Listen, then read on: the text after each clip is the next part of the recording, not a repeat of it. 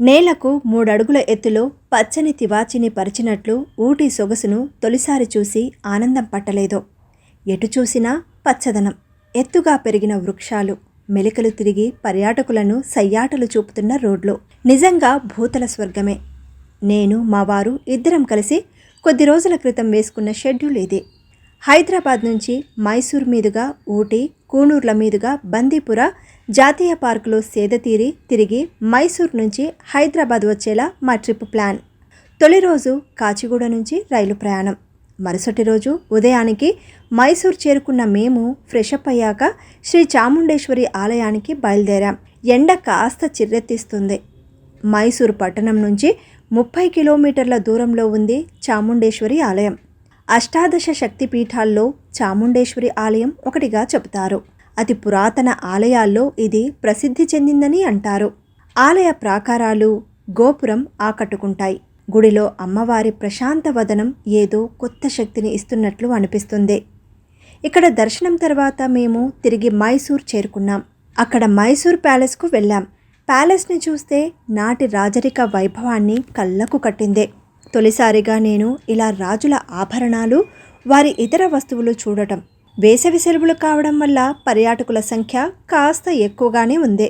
ఇక సాయంత్రం బృందావన్ గార్డెన్స్లో విహారం మరో అద్భుత అనుభూతి. ఉదయం నుంచి వేడి ఎక్కువే అనిపించినా సాయంత్రానికి మాత్రం వాతావరణం కాస్త చల్లబడింది.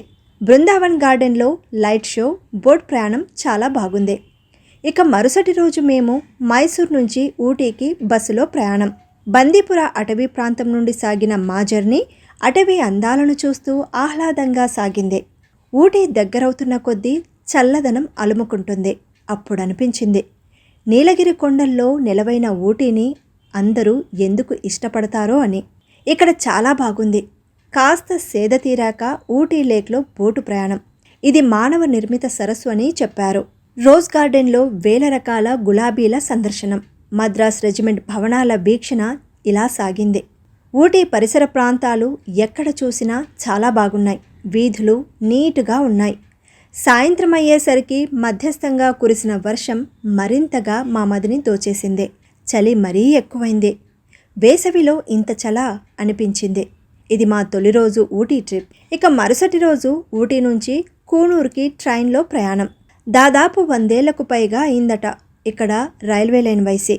కోయంబత్తూర్ దగ్గర మెట్టుపల్లెం నుంచి ఉదకమండలంకు ప్రతిరోజు ఉదయం 7 గంటలకి టాయ్ ట్రైన్ తిరుగుతుందట. మేమైతే కూనూరు వరకు ట్రైన్ బుక్ చేసుకున్నాం. కొండల్లో మెలికలు తిరుగుతూ టన్నెల్స్ నుంచి ప్రయాణించే రైలు ఊటీని సందర్శించే పర్యాటకులకు ఒక కొత్త అనుభూతిని ఇస్తుందని చెప్పవచ్చు. మా రైలు ప్రయాణం కొద్ది దూరమే అయినప్పటికీ ప్రకృతి అందాలను చక్కగా ఆస్వాదించాం. కూనూరులో సన్నటి జల్లుల మధ్య రాత్రి బస అయ్యాక తెల్లారి మళ్ళీ కూనూరు నుంచి ఊటీ వెళ్ళాం. ఇక్కడ ప్రతి పర్యాటకుడి దగ్గర కొంత అమౌంట్ తీసుకొని ఊటీ వరకు మధ్యలో ఉండే ప్రదేశాలు చూపిస్తారు. అక్కడి వివరాలను మనకు చెబుతారు. ఊటీ చుట్టుపక్కల కొన్ని ప్రాంతాలు చూశాక మరుసటి రోజు నేను ఎప్పుడెప్పుడా అని ఎదురుచూస్తున్న బందీపుర జాతీయ పార్క్కి బయలుదేరాం. అడవులు, అక్కడ ఉండే జంతువులు అంటే స్వతహాగా నాకు చాలా ఇష్టం. ట్రెక్కింగ్ కూడా చాలా ఇష్టం. ఊటీ నుంచి కేవలం 3 గంటల్లో బస్సులో బందీపుర చేరుకున్నాం. అక్కడి అటవీ శాఖ ఆధ్వర్యంలో నడిచే రిసార్ట్ సహా ఇతర కార్యక్రమాలకు సంబంధించిన వాటిని మేము ముందే బుక్ చేసుకోవడం వల్ల ఎలాంటి ఇబ్బంది కలగలేదు.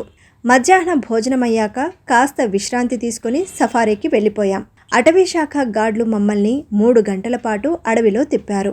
ఇక్కడ పెద్ద పులి సహా పలు జంతువులు కనిపించాయి. తొలిసారి పులిని నేరుగా అడవిలో చూడటం ఒకంత ఆశ్చర్యం, ఆందోళన కలిగిందే. సాయంత్రం తిరిగొచ్చాక స్నాక్స్ అయ్యాక అటవీ శాఖ ఏర్పాటు చేసిన డాక్యుమెంటరీ చూశాం. మరుసటి రోజు మళ్ళీ ఉదయాన్నే సఫారీకి తీసుకెళ్లారు. ఈసారి ఎలుగుబంటి, రకరకాల పక్షులు, జింకలు ఇలా ఎన్నో జంతువులను చూశాం. రూమ్కి వచ్చాక బ్రేక్ఫాస్ట్ అయ్యాక చెక్అవుట్ చేసి తిరిగి మైసూర్ ప్రయాణం. అక్కడి నుంచి భారీగా మళ్ళీ రొటీన్ లైఫ్లోకి హైదరాబాద్ రైలెక్కాం. మొత్తంగా 5 రాత్రులు 6 రోజులు అలా గడిచిపోయాయి. మాకు కాస్త సమయం దొరికింది కాబట్టి ఎక్కువ రోజులు స్టే చేశాం. కానీ 3 రోజుల్లోనూ ఊటీ, బందీపుర ప్రయాణాన్ని కూడా సెట్ చేసుకోవచ్చు. బడ్జెట్లో కూడా మంచి రూమ్స్ దొరుకుతాయి. ఊటీ లేక్ బోట్కు ఛార్జీ వసూలు చేస్తారు. Museum, coffee factory, botanical garden వీటిని మాత్రం తప్పకుండా చూడాల్సిందే. టాయ్ ట్రైన్ టికెట్ ముందే బుక్ చేసుకోవడం ఉత్తమం. అన్నీ ముందే షెడ్యూల్ ప్రకారం సెట్ చేసుకుంటే ఖర్చు తగ్గించుకోవచ్చు. ఫుడ్ కూడా అందుబాటులో ఉంటుంది. ఊటీలో ప్లాస్టిక్ నియంత్రణ ఉంది కాబట్టి 5 లీటర్ల బాటిల్స్ ఇస్తారు. మళ్ళీ మనం వాటిని రిటర్న్ చేయాలి. ఇటీవలే కొత్తగా ఊటీకి ఈ పాస్ పెట్టారని తెలిసిందే. ఇక బందీపురాలో మాత్రం అటవీ శాఖ ప్యాకేజ్ తీసుకోవడమే బెటర్. బయట స్టే చేసి సఫారీలోకి వెళ్తే పెద్దగా ప్రయోజనం ఉండదు. బయట పర్యాటకులకు కొన్ని పరిమితులు ఉంటాయి. అటవీ శాఖ ఇచ్చే ప్యాకేజ్లో ఫుడ్, స్టే, సఫారీ ఇలా అన్నీ కలిసి ఉంటాయి. ఇదండి మా మైసూర్, ఊటీ, కూనూర్, బందీపురా విశేషాలు.